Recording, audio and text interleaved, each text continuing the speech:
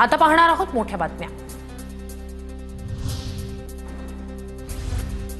बेशिस्तपणा खपवून घेणार नाही असं म्हणणारे अजित पवार आता पोलीस अधिकाऱ्याला दम देतात।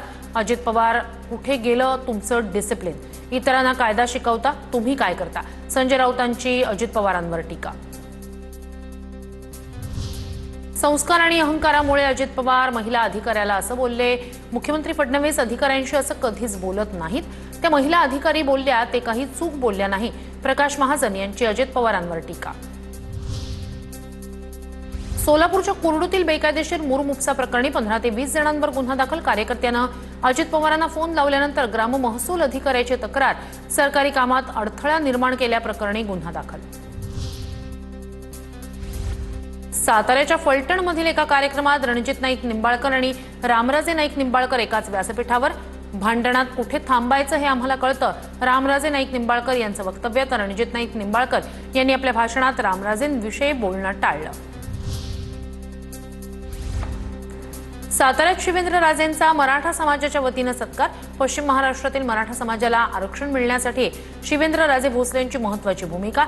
यावेळी मोठ्या संख्येनं मराठा समाज उपस्थित। स्थानिक स्वराज्य संस्था निवडणूक प्रकरणी सुप्रीम कोर्टात 16 सप्टेंबरला सुनावणी होण्याची शक्यता। कोर्टानं मे महिन्यात सरकार आणि निवडणूक आयोगाला 4 महिन्यात निवडणुका घेण्याची प्रक्रिया सुरू करण्याचे दिले होते निर्देश। लंडनमधील महाराष्ट्र भवनाच्या अनेक वर्षांच्या मागणीला अखेर मूर्त स्वरूप मिळालं।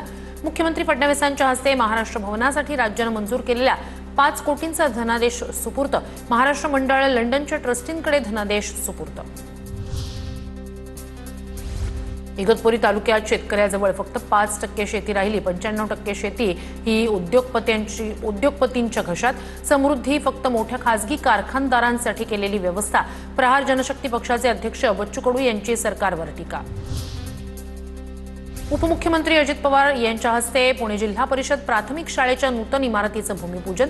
शाळेच्या वर्गखोल्यांचा आकार वाढवण्यासाठी आवश्यक तेवढा अधिकचा निधी उपलब्ध करून देणार, अजित पवार यांचं आश्वासन।